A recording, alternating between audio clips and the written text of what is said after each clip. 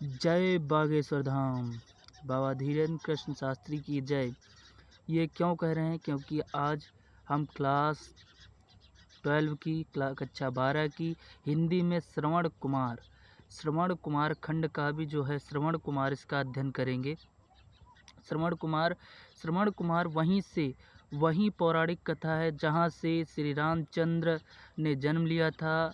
जय श्री राम। श्री रामचंद्र ने जन्म लिया था और हनुमान को स्वयं भोलेनाथ ने बांधकर नचाया था। वही अयोध्या, वही पावन नगरी है। उसी पावन नगरी पर जन्म लिया था श्री रामचंद्र ने। वहीं श्रवण कुमार की कथा का वर्णन करते हुए अगर अभी तक लाइक सब्सक्राइब नहीं किया तो लाइक सब्सक्राइब कर लीजिए, क्योंकि धीरेन्द्र कृष्ण शास्त्री जैसे कहते हैं वैसे ही आपको समझ लीजिए। ये भी श्रवण कुमार बोर्ड परीक्षा 2024 में मोस्ट इम्पॉर्टेंट है। आपने अगर इसको अच्छे से तैयार कर लिया, बेहतर तैयार कर लिया, तो समझ लीजिए आप नंबर ले गए 2024 में। तो श्रवण कुमार खंड काव्य अच्छे से पढ़ लीजिए, क्योंकि यही पावन नगरी श्री रामचंद्र की है और यहीं हनुमान नासहि रोग हरहि सब पीरा, जपत निरंतर हनुमत बलबीरा। यहीं हनुमान ने नृत्य किया, वही पावन नगरी है। उसी पर श्रवण कुमार की खंड काव्य का अध्ययन करें।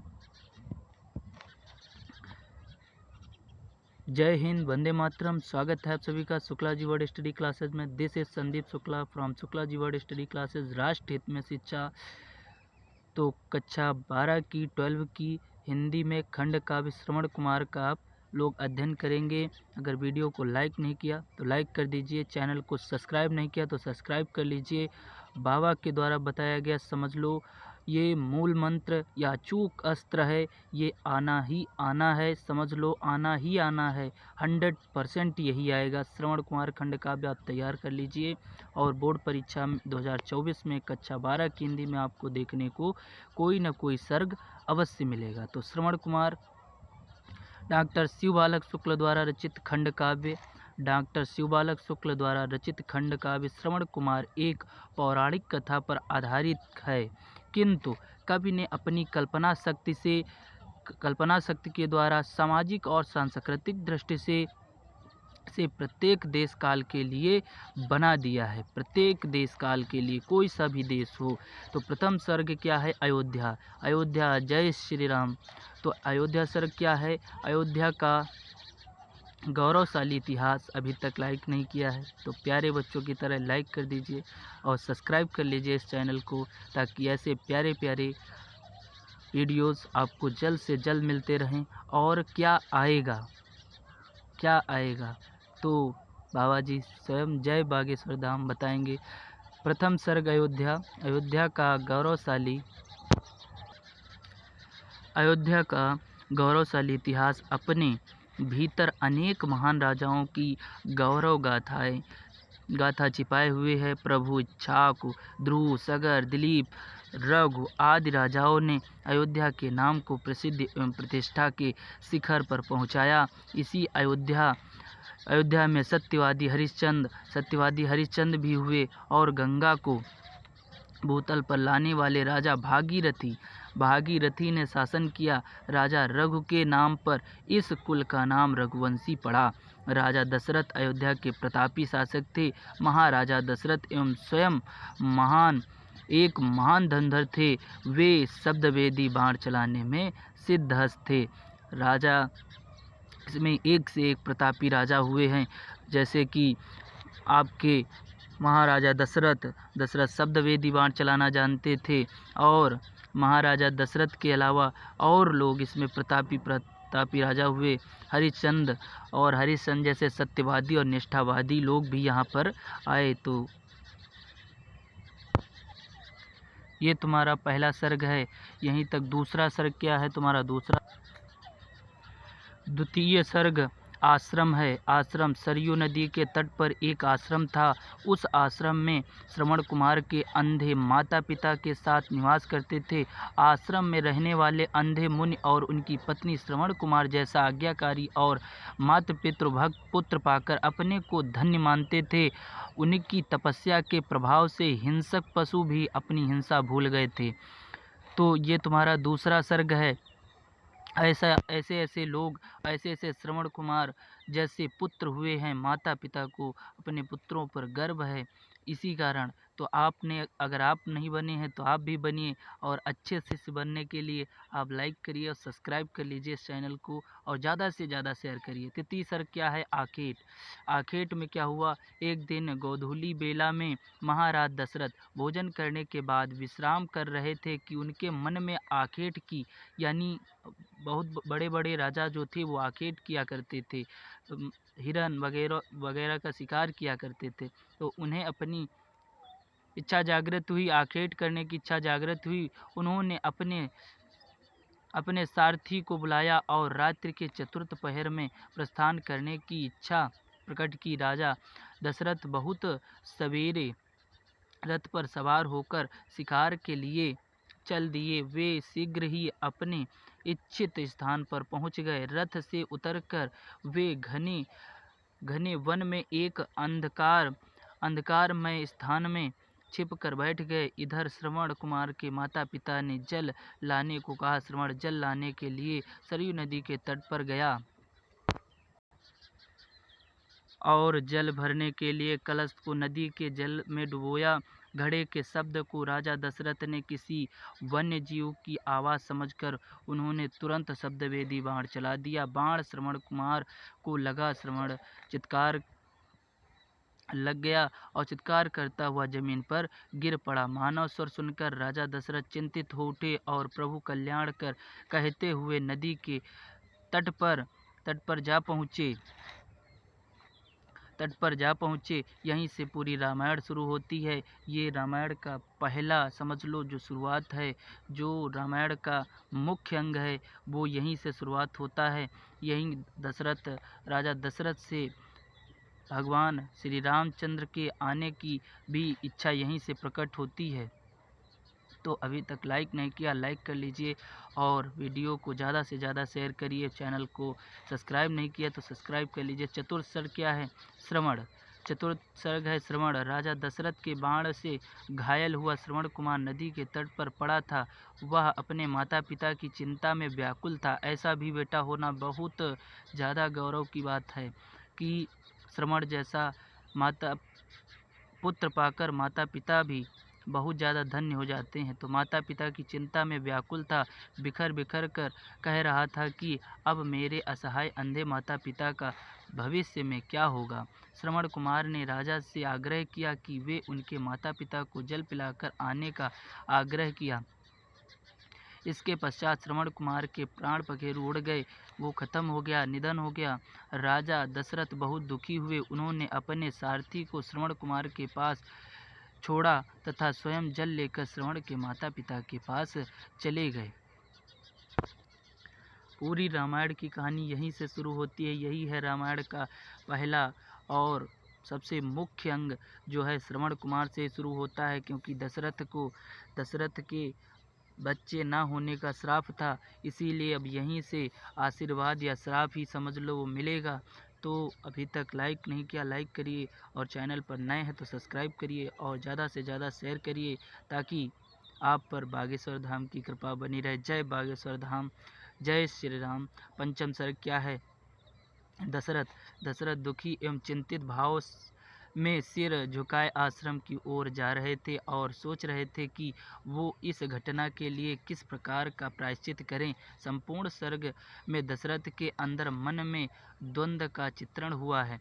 पश्चात आशंका, भय, करुणा आदि से भरे हुए वे आश्रम में पहुंचते हैं। अष्टम सर्ग क्या है? संदेश। मार्मिक प्रसंग है ये, यहाँ पर ही सब कुछ हुआ है।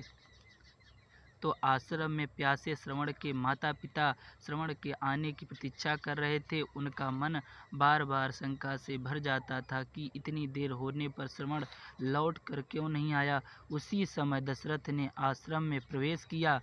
दशरथ के पैरों की आहट पाकर अंधे माता पिता थे ना, तो आहट पाकर श्रवण के माता पिता कह उठे, कहाँ पुत्र थे? मेरी लंगोटी वाहन, मेरी आँखें, मेरी सब कुछ वही थे। क्योंकि श्रवण कुमार, आजकल श्रवण कुमार जैसा पुत्र मिलना बहुत ही दुर्लभ की बात है। बहुत 100 में 10-20% मिल जाए तो बहुत बड़ी बात है। कहाँ पुत्र थे? मेरी लंगोटी वाहन, मेरी आँखें। जब दशरथ ने कहा, कृपया जल लीजिए, तो उनका भ्रम दूर हुआ।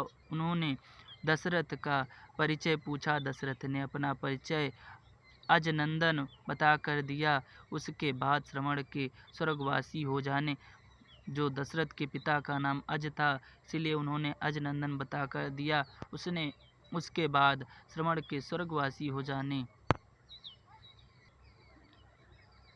और स्वयं जल लेकर आने की बात बताई। श्रवण के माता पिता व्याकुल विलाप करते हुए श्रवण के पास जाने की इच्छा बताई। तो श्रवण के पास वो लोग जाने की इच्छा बताई। लाइक नहीं किया, प्यारे बच्चों की तरह लाइक कर दीजिए, अच्छे बच्चों की तरह। और सब्सक्राइब नहीं किया, सब्सक्राइब कर लीजिए। सब्सक्राइब नहीं किया तो सब्सक्राइब कर लीजिए और ज़्यादा से ज़्यादा शेयर करिए। जय बागेश्वर धाम, जय श्री राम। सप्तम सर्ग क्या है? अभिशाप। ये आशीर्वाद है दशरथ के लिए और अभिशाप भी है। श्रवण के माता पिता आंसू बहाते हुए दशरथ के साथ सरयू नदी के तट पर पहुँचे। पुत्र के शरीर को छूकर दोनों मूर्छित हो गए। चेतना आने पर वे तरह तरह के विलाप करने लगे। दशरथ को संबोधित करते हुए श्रवण के पिता ने कहा, हे राजन, यदि तुम जानबूझकर यह कृत्य करते तो पूरा रघुकुल ही दंड भोगता, परंतु यह सब तुमसे अनजाने में हुआ है, इसलिए अकेले ही इसका दंड भोगोगे। इन्होंने दशरथ को साफ दिया कि जिस प्रकार पुत्र शोक में मैं अपने प्राण त्याग रहा हूँ, उसी प्रकार तुम भी पुत्र वियोग में ही तड़प तड़प कर अपने प्राण त्यागोगे। इनको पुत्र ना होने का शाप था और इन्होंने आशीर्वाद दे दिया कि पुत्र जब होंगे तभी तो प्राण त्यागोगे पुत्र शोक में। तो इसलिए पुत्र शोक जब करोगे, जब होंगे तभी तो करोगे। तो इसलिए इनको एक आशीर्वाद भी मिल गया, एक शाप भी मिल गया। एक काम से एक तीर से दो निशाने हो गए। अभी तक भी लाइक नहीं किया, ना ही सब्सक्राइब किया, तो लाइक करिए, सब्सक्राइब करिए, ज़्यादा से ज़्यादा शेयर करिए और बेल आइकन को ऑल पर सेलेक्ट कर लीजिए ताकि आप पर प्रभु की कृपा। गुरु बिना ज्ञानम न भवति, तो गुरु के बिना ज्ञान संभव नहीं। जय बागेश्वर धाम। अष्टम सर्ग क्या है? निवारण। निवारण सुनिए। ना सही रोग हरहि सब पीरा, जपत निरंतर हनुमत बलवीरा। जहाँ हनुमान जी हो वहाँ निवारण क्यों नहीं होगा। श्रवण के पिता द्वारा दिए गए शाप से दशरथ व्याकुल हो उठे। श्रवण के माता पिता रो धोकर कुछ शांत से हुए। तब श्रवण के पिता का ध्यान दशरथ की ओर गया तो उन्हें शाप देने का दुख हुआ। उन्होंने शाप लौटाना चाहा, परंतु यह संभव न था। जीभ से बात निकल जाए वो लौटाना संभव नहीं तो ना था। तब श्रवण कुमार अपने दिव्य रूप में प्रकट हुए और अपने माता पिता को सांत्वना दी। अपने सांसारिक आवागमन से मुक्त होने तथा स्वर्ग पहुँचने का समाचार उन्हें दिया। समाचार को सुनकर श्रवण के माता पिता ने भी अपने प्राण त्याग दिए, वो भी चल बसे। श्रवण कुमार के माता पिता भी खत्म हो गए। जय बागेश्वर धाम। लाइक नहीं किया, लाइक करिए, सब्सक्राइब करिए, ज़्यादा से ज़्यादा शेयर करिए। बार बार रिक्वेस्ट करवाते हो प्यारे बच्चों की तरह, एक बार में कर दीजिए। नौम सर्ग क्या है? उपसंहार यानी निवारण। उपसंहार क्या है? राजा दशरथ दुखी मन से अयोध्या लौट आए। राज्य के कारण उन्होंने इस घटना का उल्लेख किसी से नहीं किया। अपने यौवन काल में वे इसे भूल गए, परंतु जब राम वन को जाने लगे, 14 वर्ष का वनवास हुआ था, तब राम वन को जाने लगे तो उन्हें वह सांप याद आया और तब उन्होंने इस घटना तथा सांप के बारे में अपनी तीनों रानियों को बताया। इसी के साथ ये 9 सर्ग हैं। 9 सर्ग आपको कतई कंठस्थ कर लेना है। बाबा की बागेश्वर धाम की कृपा से आप लोगों को मैं सच बता रहा हूँ, यही आएगा, यही। तो ये 100 में 100% इसमें से एक ना एक सर्ग आपको देखने को मिलेगा। 2024 में अगर अच्छा स्क्वायर करना चाहते हैं, जय बागेश्वर धाम, बागेश्वर धाम स्वयं पधारे हैं, तो इसलिए आप लोग इसको कंठस्थ करिए, श्रवण कुमार को कंठस्थ कर लीजिए, याद कर लीजिए। और अगर इस ऐसी प्यारी प्यारी अच्छी अच्छी नोट्स आपको चाहिए तो ज़्यादा नहीं, हर वीडियो पर 50 लाइक और 200 प्लस सब्सक्राइब कर लीजिए और आपको मिलना एकदम फ्री ऑफ कॉस्ट हर एक चीज़ मिलना शुरू हो जाएगी। बाबा घर स्वयं आए हैं, बाबा की कृपा पधारी है, इसलिए बार बार रिक्वेस्ट कर रहे हैं। और आप लोगों की इच्छा, जल्दी से इसे देख लीजिए, ज़्यादा से ज़्यादा लोगों को फॉरवर्ड कर दीजिए और लाइक करिए, सब्सक्राइब करिए। श्रवण कुमार की कथा और श्रवण कुमार के बारे में आप लोगों ने इतना जाना। Thank you for watching.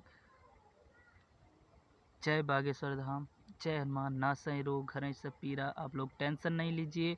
आप अगर 2024 में अच्छा स्क्वायर चाहते हैं, 90 प्लस चाहते हैं, तो मैं दिलाऊंगा। आपने अभी तक कुछ नहीं पढ़ा है, कुछ नहीं पढ़ा है, आपको याद नहीं होता, आप पढ़ नहीं पाते, आप पढ़ते हैं भूल जाते हैं, आप कुछ भी याद करते हैं वो याद नहीं होता, ऐसी तमाम चीज़ें हैं। और आप लोग कोई भी चीज़ याद करते हैं, याद तो कर लेते हैं, बाद में भूल जाते हैं, या फिर टेंशन की वजह से भूल जाते हैं, या ऐसी कई दिक्कतें हैं बच्चों को जिससे वो पढ़ नहीं पाते और उनको लगता है कि सफलता रुक जाएगी, 90 प्लस नहीं आएंगे। तो उसके बारे में हम अच्छे से डिस्कस करेंगे।